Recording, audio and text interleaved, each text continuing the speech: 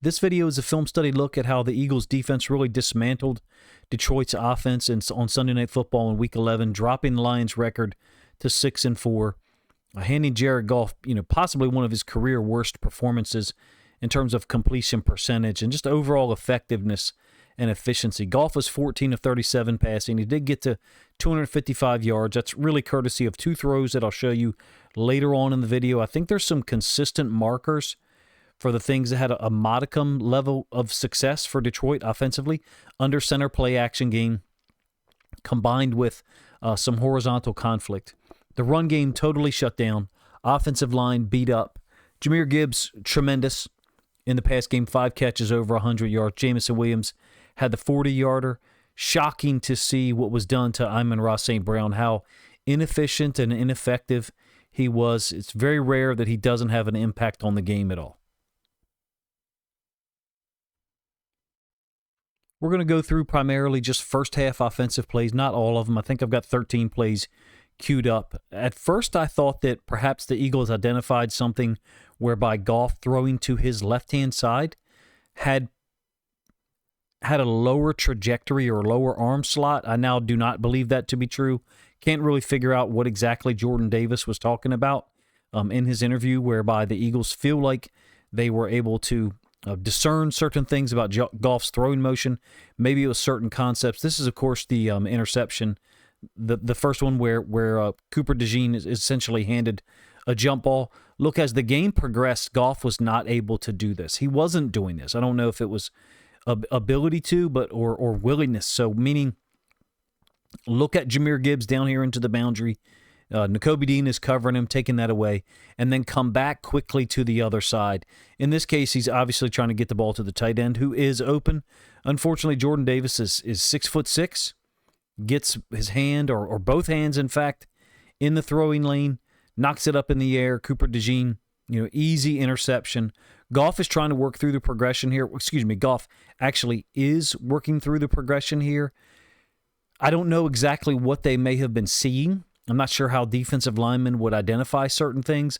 I do know that, outside corners, safeties will look at sometimes the level of the height of the ball as a quarterback drops back or when they're in the shotgun because, the quarterback is presenting the ball so easily to see.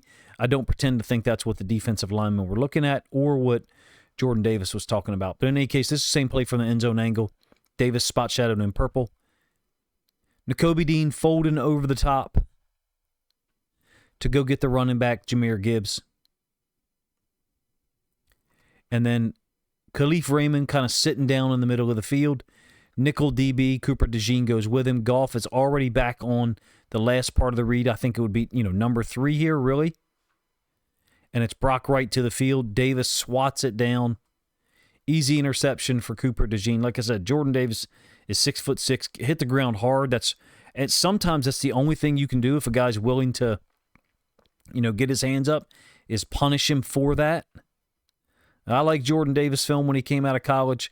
I never thought the Ravens were going to get him. I wouldn't want to see him hurt, but this is the type of thing that, sometimes you have to do in order to influence a defensive lineman to not get their hands up so quickly, not react to a failed pass rush, if you will. In any case, it handed Philadelphia a golden opportunity, but Kelvin Shepard's defense was unbelievable. Time after time, making stops, in this case, holding Philadelphia to a field goal and only a 3-0 deficit after the early pick.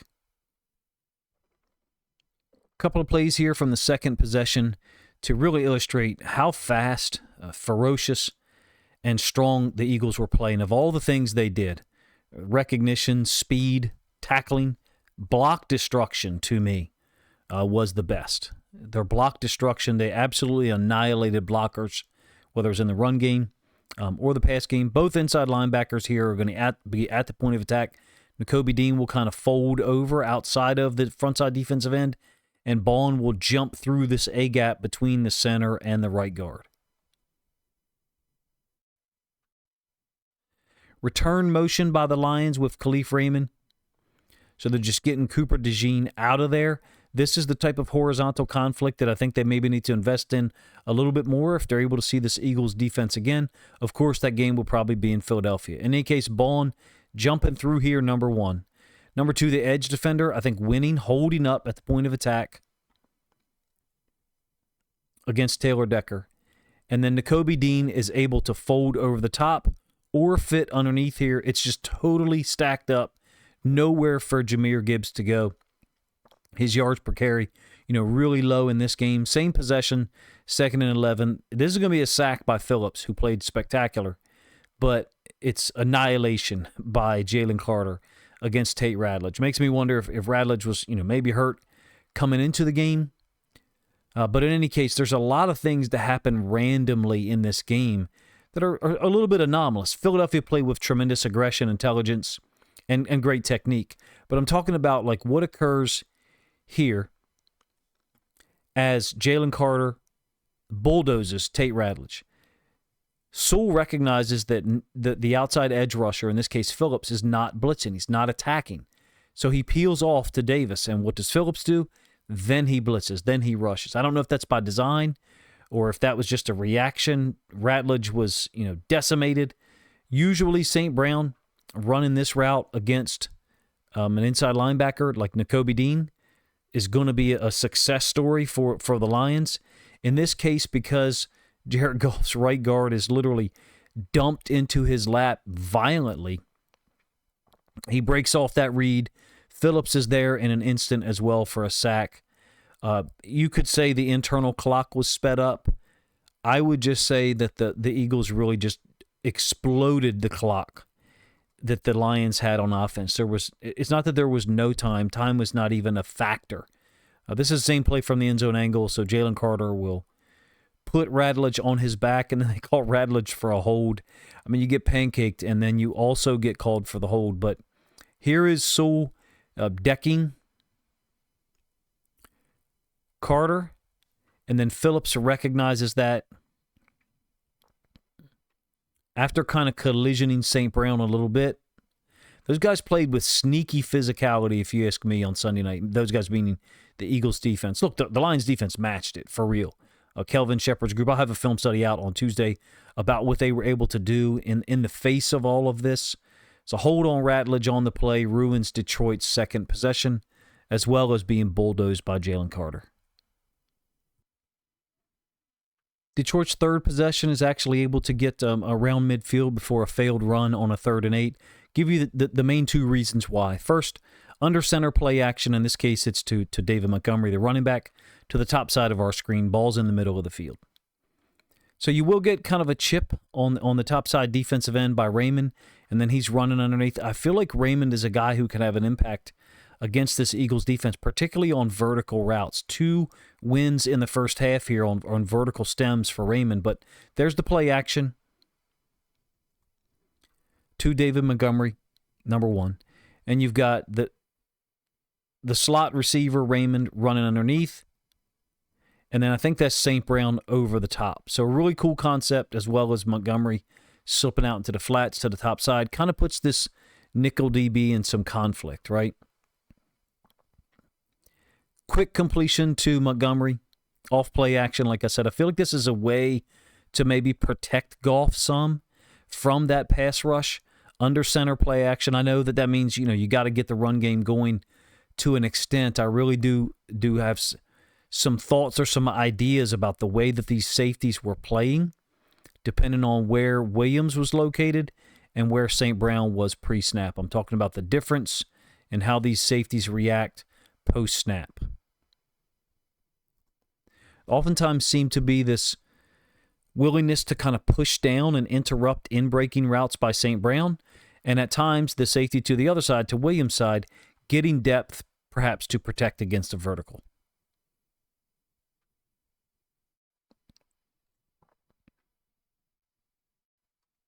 I feel like the under center play action game was their best concept that they could rely on at times in this game to at least give them an opportunity to get the ball downfield. Very next snap on that third possession, this will not be a play action. Shotgun concept. Montgomery first will go chip the edge defender. I think it's Nolan Smith. And then Jamison Williams over the top. Just a variation on levels, kind of, except Khalif Raymond will sit down, and he'll be handled by the nickel defender, Cooper DeJean. In addition, up at the top side of the screen, you do have the safety dropping down one more time to St. Brown's side.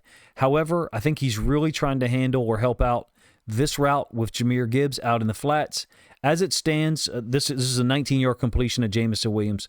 I will say this, if you match up or get the opportunity to face this Eagles defense again, I think you've got to get some vertical routes to St. Brown such that the safeties cannot just key on everything in the middle of the field. Basically, deeper digs or in cuts by St. Intermediate or deeper digs by St. Brown were oftentimes, absolutely taken away by post-snap alignment or post-snap movement. Goff looked up to that top side, quickly comes back down to Jameson Williams on this little in cut over the middle, like I said, for 19 yards. Promising, possession there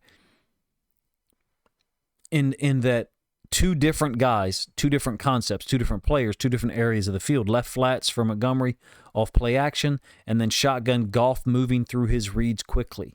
As the game progressed, however, Goff just wasn't able to do that or wasn't willing to because you had so many guys losing for the Lions in pass pro situations.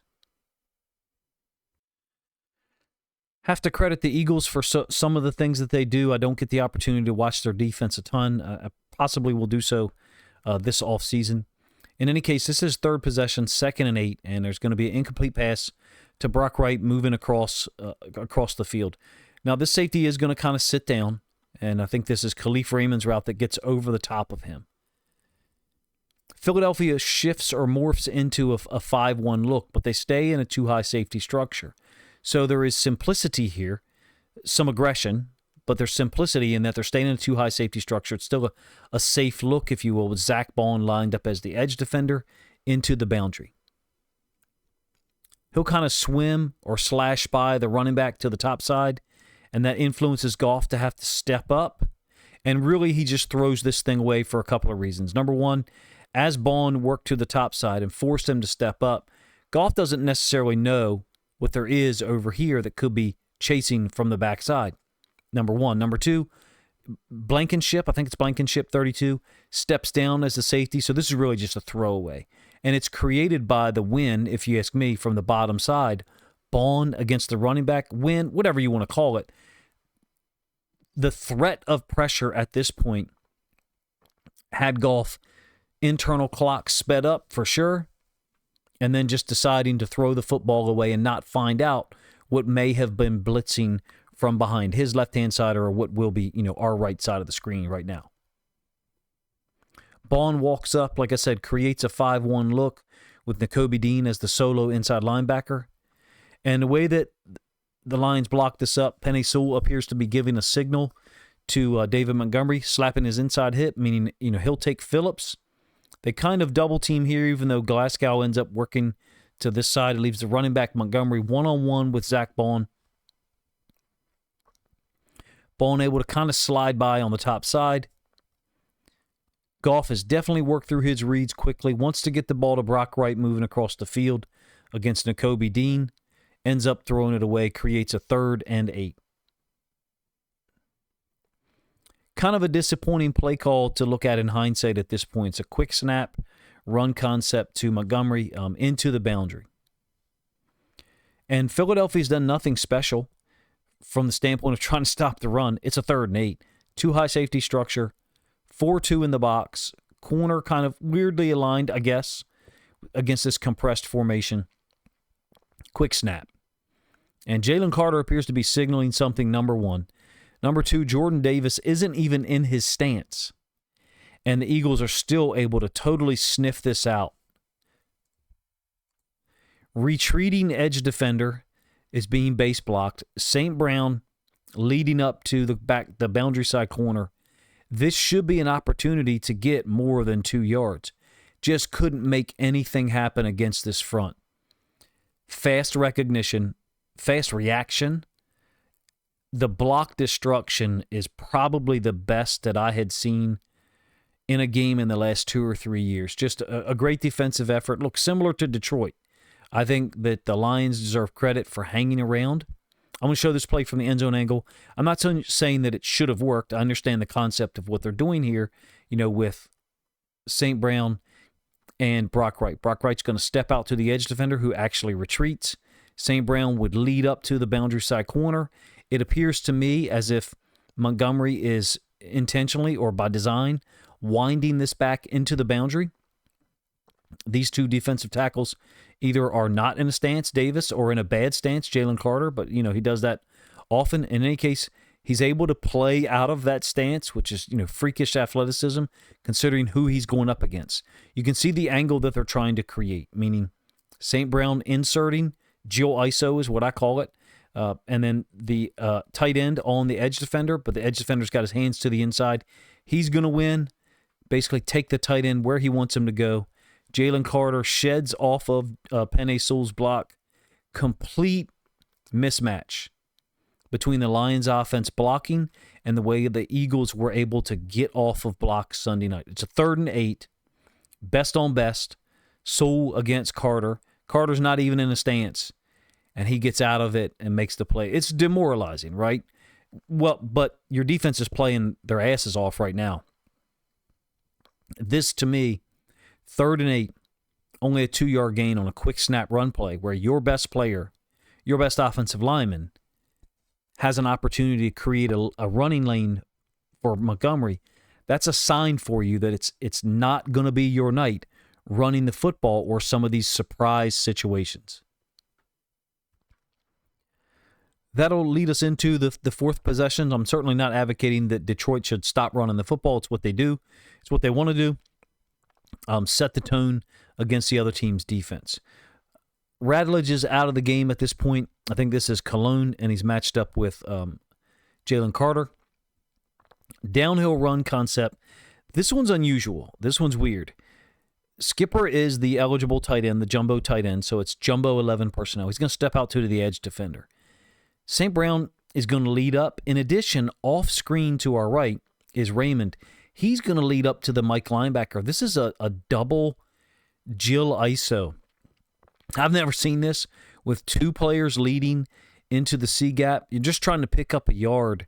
Look at what happens here.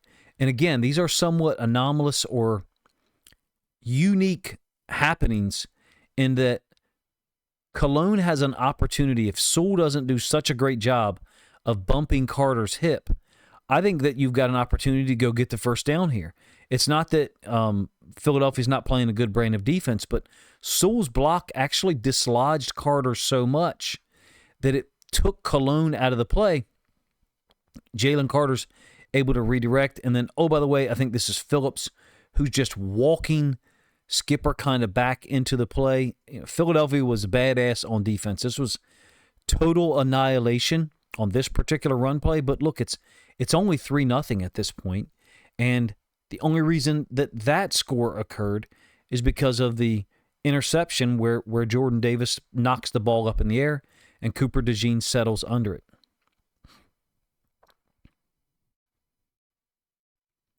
So the very next play, the next snap, this is what's disappointing to me as a Lions fan, a Dan Campbell fan, someone that supports him and believes in what he's done there in Detroit and what he's going to continue to do.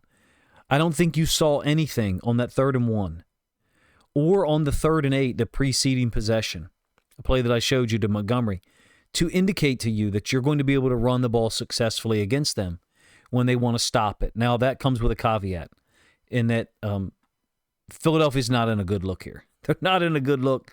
This is just some shit that they did, and it worked out. I don't even know how to explain it. I'm talking about what 97 and 55 do.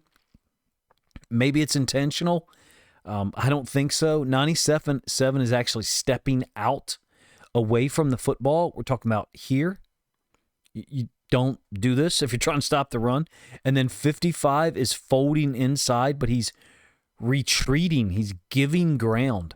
And it ends up working out in their favor because 97 ends up matched up with St. Brown and dives at Jahmyr Gibbs' feet. It's very unique and interesting. Let's put it that way.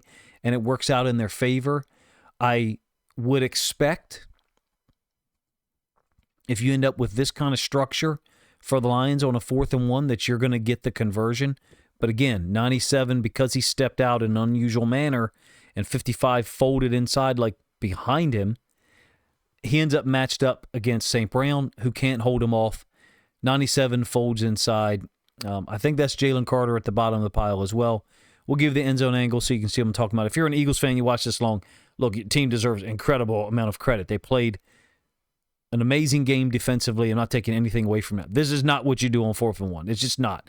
This type of stunt, stepping 97 out, I'm not sure that it's intentional or not, number one.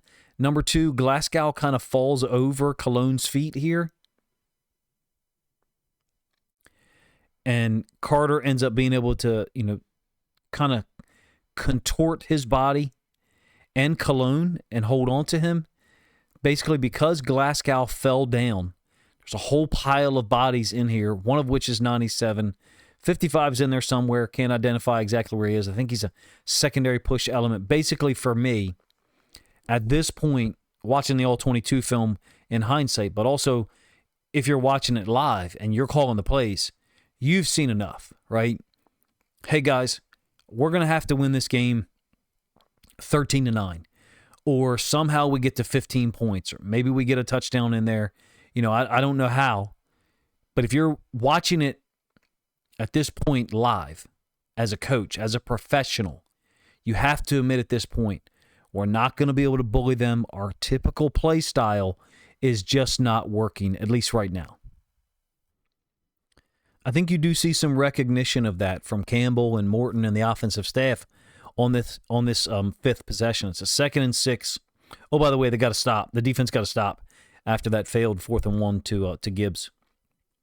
This is next possession in the second quarter. It's a snag flat concept. This is very interesting to me because the route here from Brock Wright with this alignment by the inside linebacker, it's going to win. It's good from this alignment. It's an easy completion, but you see what Bond does there. For whatever reason, he widens up late. Couple of thoughts. That he's intentionally sitting in there to force the offensive line to declare him as a potential pass rusher. The other thought I have is one that is not as innocuous, and that's that he sees something in his field of vision right now that tells him pass. I don't know exactly what that is. Could be, light hands on the offensive lineman, a different stance. Perhaps there's some things that Goff does or doesn't do pre-snap on certain pass plays. I'm not saying I suspect that. I just don't know why Philly is in such great position so often, and there doesn't seem to be any tell. In any case, Bond slides between, and this is St. Brown, and I think that's Mitchell up there covering him. I think you can do better than this if you're St. Brown. And the offensive design, the plan. What I mean is pick or screen the guy. Basically run to his upfield shoulder, force Bond to go underneath, and this ends up being an easy completion to Brock Wright, well, which it is, but the opportunity to run upfield and possibly get the first down. I'm not saying that St. Brown's being selfish. I'm not saying that he never does those things. Just in this case, on Sunday night, on this particular play, he runs a snag concept for really, no reason at all, if you ask me. To me, this seems obvious. This could have been, maybe even should have been, a pick or a shield with Goff looking out there into the flats so quickly. It's a great play by Bond, don't get me wrong.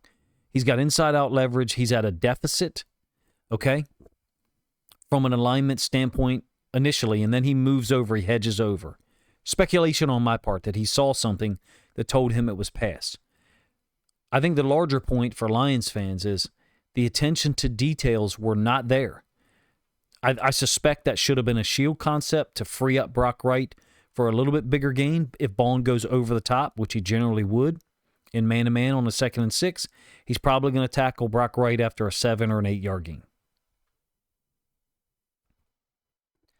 This one is really difficult to understand, and I'm not going to try to sell you on the fact that I'm 100% sold on my interpretation of it. This is the very next play. 5th possession after that 4-yard completion to Brock Wright, where I talked about St. Brown possibly being used as to pick Zach Bond and give Brock Wright a better opportunity to run after the catch. So because Goff looks here, in my opinion, that's where Jihad Campbell looks as well.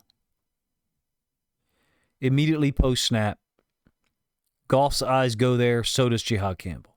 So I think Goff is legitimately looking for this route from the right-hand side, number one. Number two, it also is going to open up the middle of the field for St. Brown. This is a hit for these two guys 98 or 99 times out of 100, no matter who they're competing against. It's very surprising to me. St. Brown knows it's man, so maybe that's why he's proceeding a little bit from left to right from our perspective. I wonder if Goff saw this inside linebacker in the middle of the field and realized, okay, I've got the opening. To me, he's not throwing it. Goff isn't throwing it to this side to avoid this guy. He knows that linebacker's out of the window, number one. This should have been a conversion. And it is for these guys. I mean, St. Brown won there. You can decide on your own. They're out of sync. Both of them, Goff and St. Brown. I don't know who's at fault necessarily. Goff is probably throwing this ball where he wants it for whatever reason.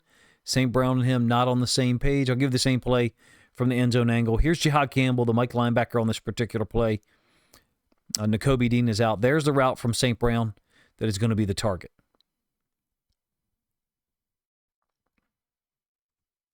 Goff initially looks to the top side, and that averts Jihad Campbell's attention.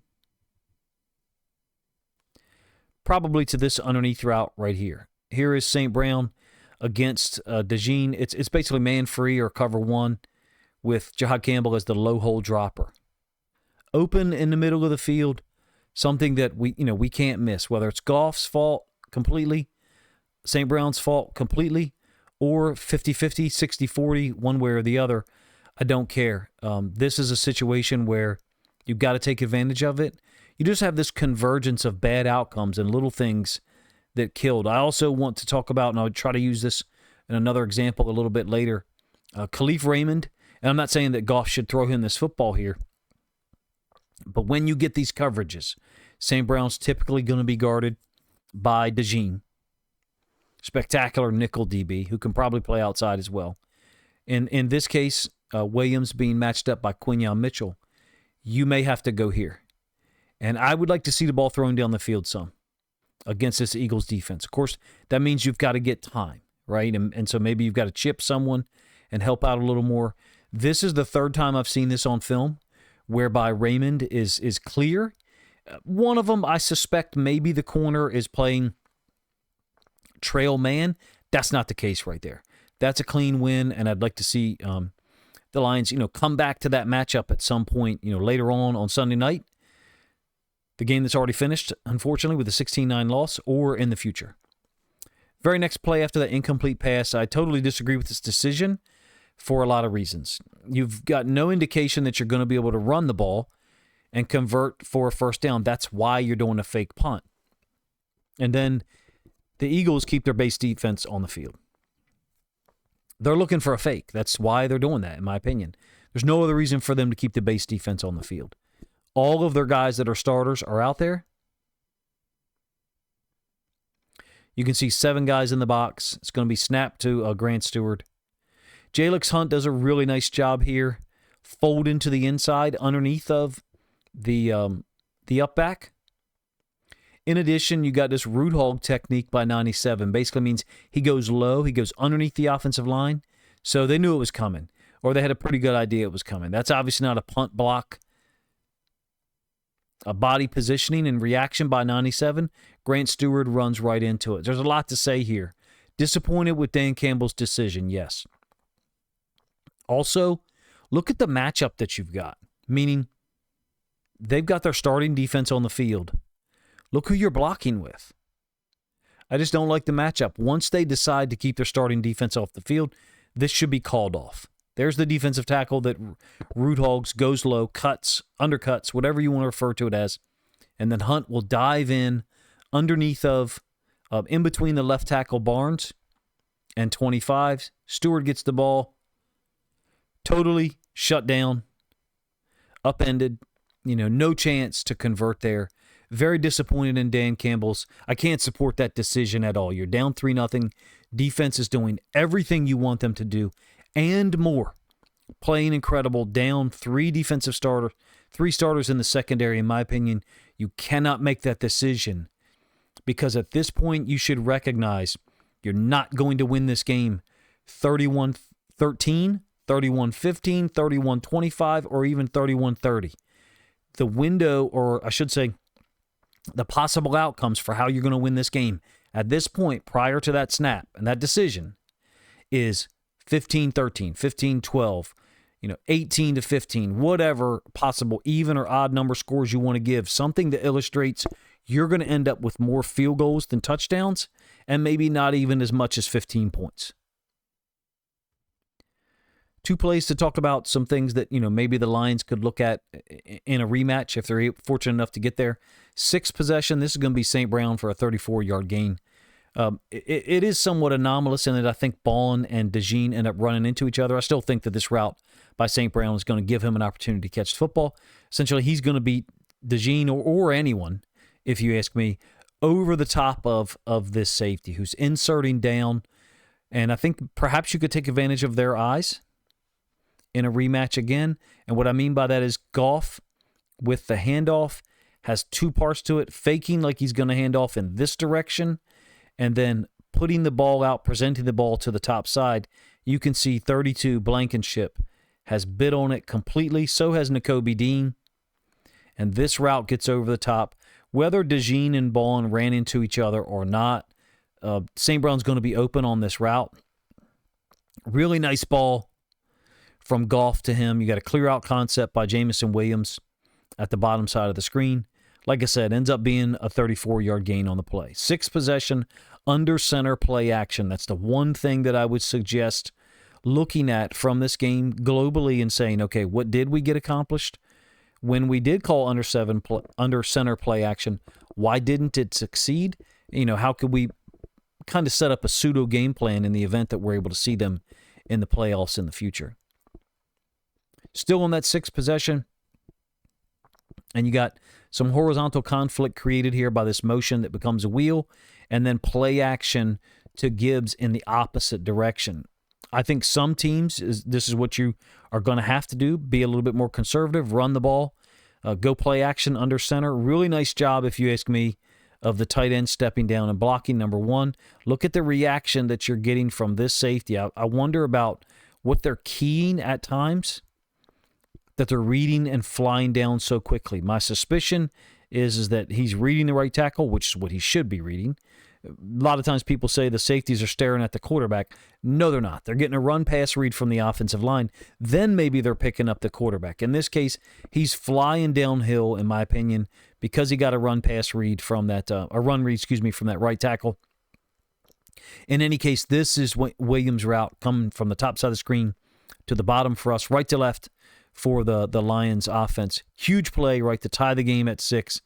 He commits a silly penalty, and then you miss the extra point. Kind of one of those nights, right?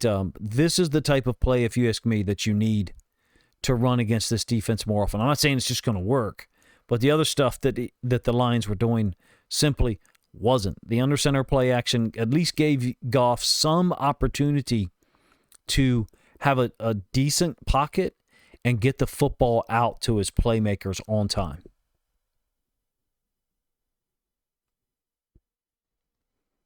I should also mention that Raymond again had a corner beat on that play. I think it was Quinyon Mitchell, but that's one that I suspect might have been Trail Man.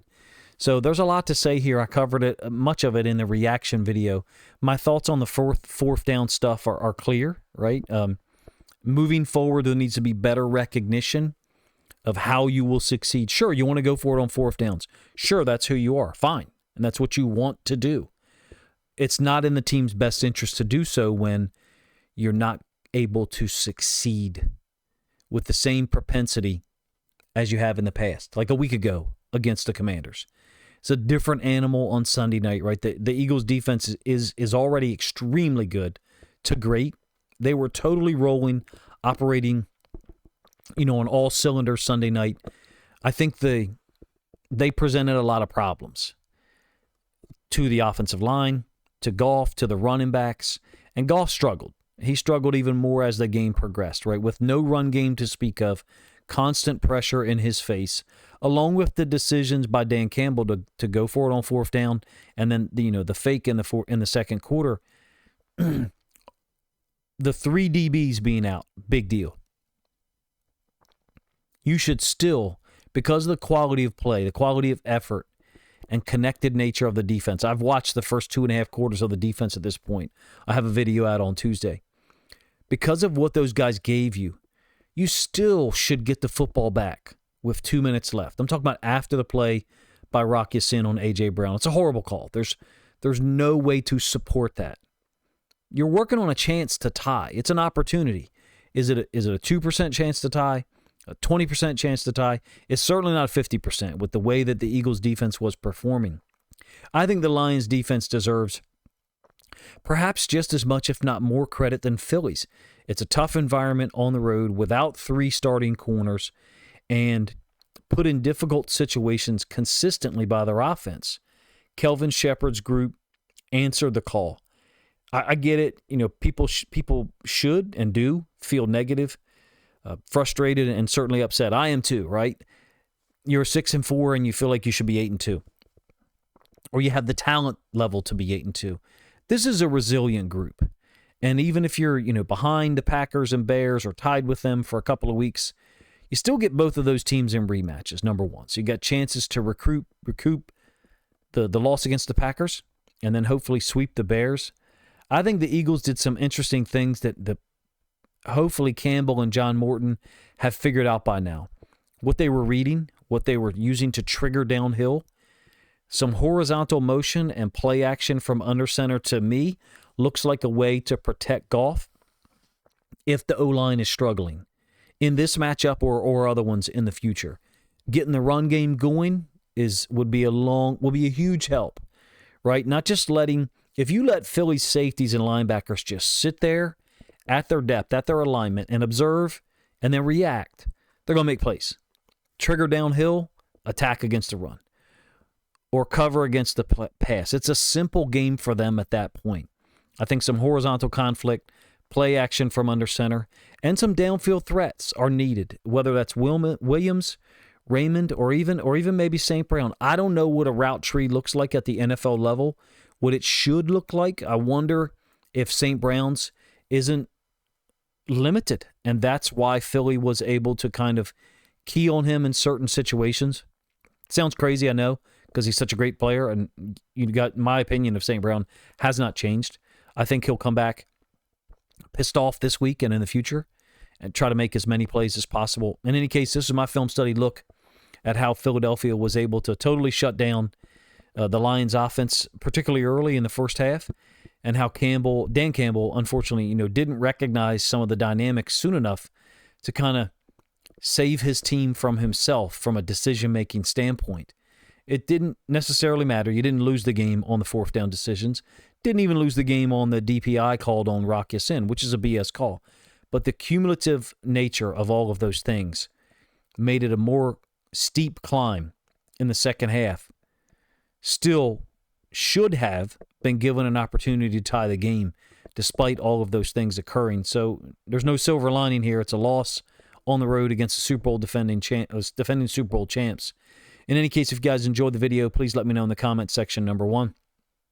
And then finally, if you would like to support my work directly, you can always either join my Patreon. It's a Lions Discord. Basically, it gives you access to a Lions Discord. It's a secure environment where we can, discuss the teams, the plays, the concepts, and the games like this one in an environment that's free of any trolls.